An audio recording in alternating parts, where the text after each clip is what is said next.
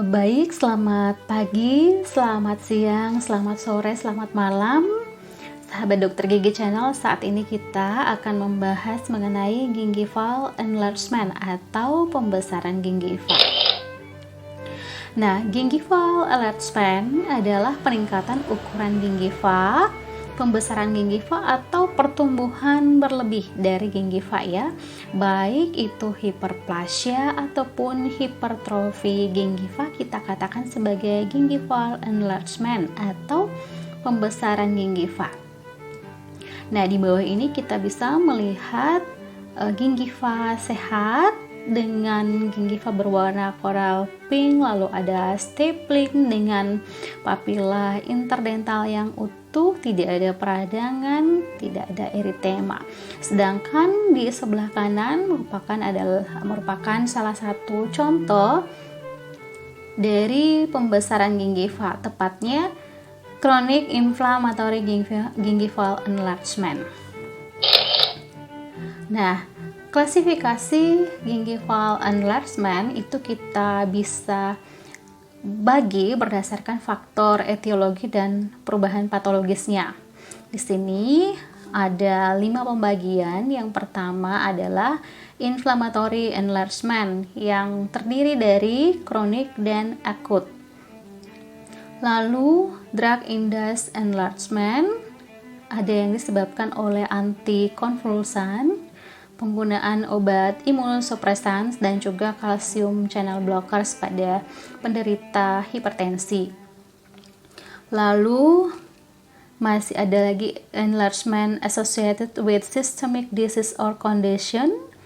Misalnya yang pertama condition enlargement pada perubahan hormon ya, pada wanita hamil dan juga usia puber, lalu akibat defisiensi vitamin C, plasma cell gingivitis, dan terakhir non-specific condition enlargement, pyogenic granuloma.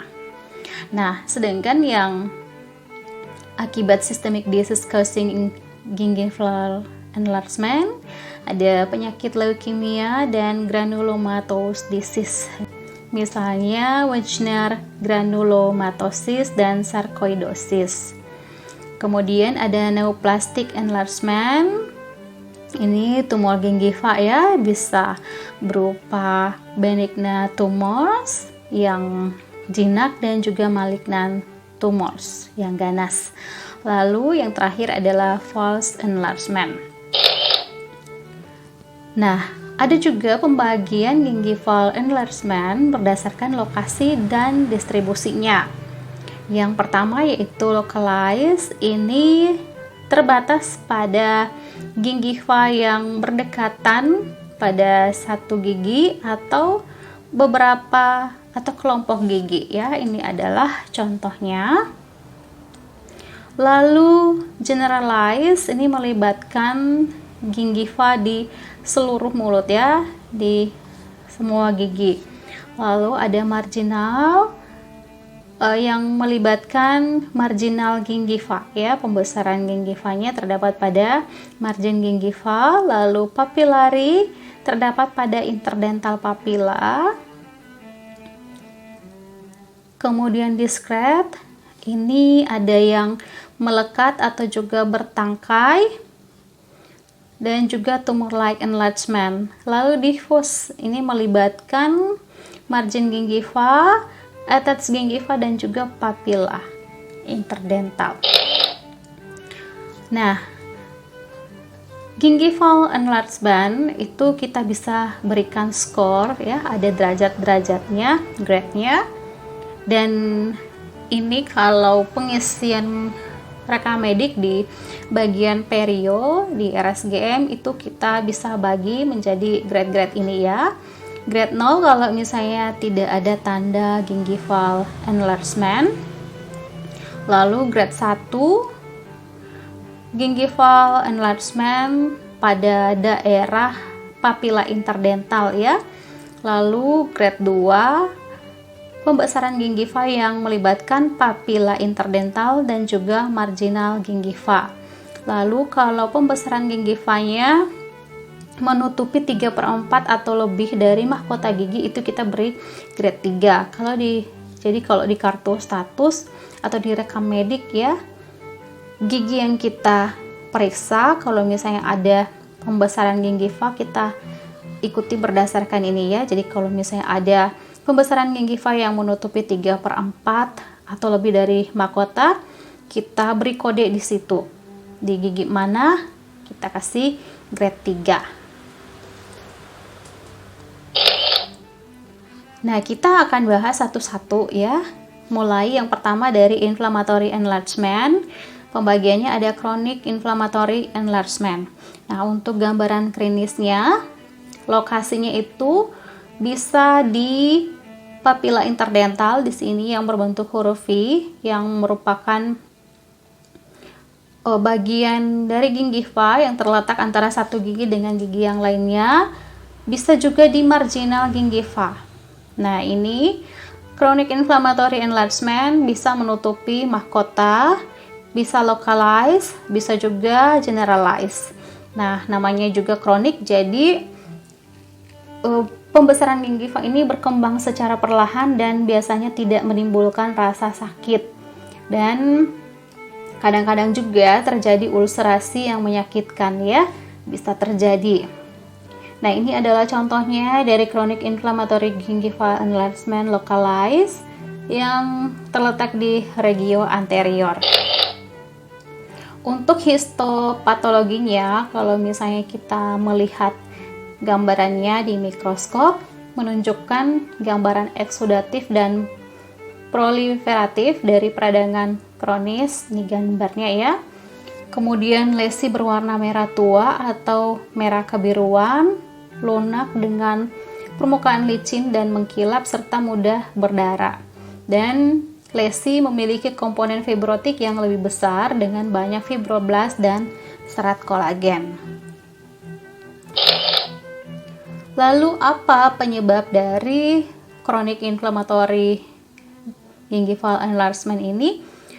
Faktor penyebab utamanya adalah akumulasi plak gigi, sedangkan faktor yang mendukung mendukung akumulasi dan retensi plak itu adalah kebersihan gigi dan mulut yang buruk, atau bisa juga karena iritasi karena kelainan anatomi, dan juga ada restorasi yang tidak tepat, ortodontik yang tidak tepat, itu bisa menyebabkan gingival enlargement ya, kronik. Nah, ada juga penyebab yang lain, yaitu yang mempunyai kebiasaan bernafas lewat mulut. Nah, untuk mekanismenya sendiri ini, mekanisme bernafas lewat mulut menyebabkan pembesaran gingiva itu belum terbukti, tetapi dikaitkan dengan iritasi dan dehidrasi permukaan gingiva. Ini adalah contoh gingival enlargement pada pasien yang bernafas lewat mulut ya. Jadi ini lesinya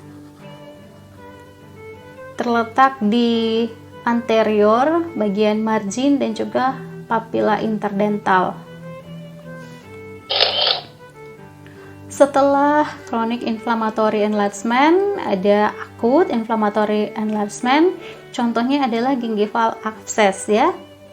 Ini adalah gambar gingival abscess pada permukaan facial atau labial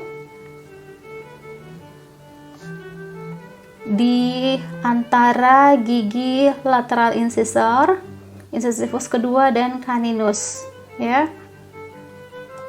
Nah, gingival abscess ini terlokalisir dan terasa nyeri, kemudian lesinya berkembang dengan cepat dengan onset yang mendadak dan umumnya terjadi pada papila interdental atau margin gingiva. Nah, pada tahap awal biasanya nampak sebagai pembengkakan merah dengan permukaan halus dan mengkilap. Setelah itu, dalam 24 hingga 48 jam biasanya menjadi berfluktuasi ya. Lalu pada gigi yang berdekatan dengan gingival abscess ini biasanya sensitif dengan ketukannya terhadap ketuk, kalau kita ketukan dengan alat. Nah, kalau misalnya dibiarkan berkembang, lesi umumnya bisa pecah secara spontan.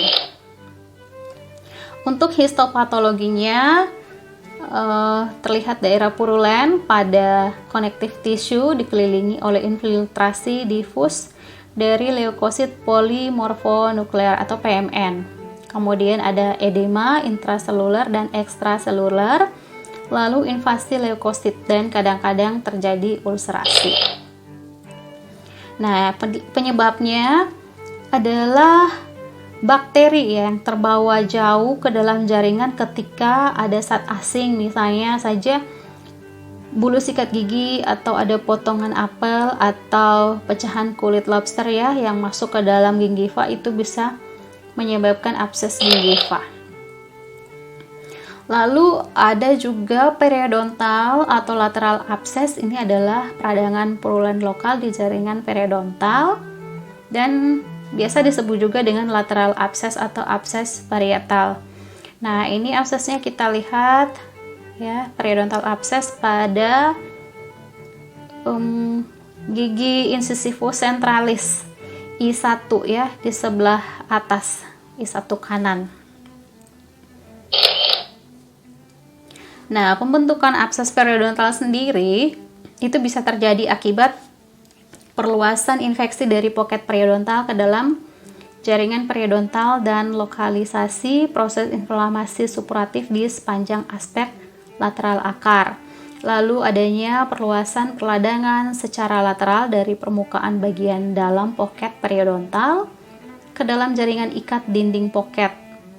Nah, pembentukan abses ini bisa terjadi ketika drainase ke dalam poket terganggu atau pada prosedur pembersihan karang gigi ya, kalau tidak kuat, tidak bersih selama perawatan poket periodontal, itu bisa menyebabkan abses periodontal.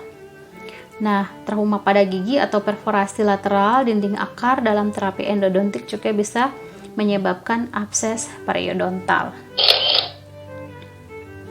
Nah, untuk pembahasan berikutnya mengenai klasifikasi dari gingival enlargement yang lain, yaitu drug-induced gingival enlargement, akan kita bahas di video selanjutnya ya. Jadi, untuk pembahasan pembesaran gingiva dengan klasifikasi inflammatory gingival enlargement, yaitu kronis dan akut, sampai di sini. Kita lanjutkan di video berikutnya untuk klasifikasi yang lain.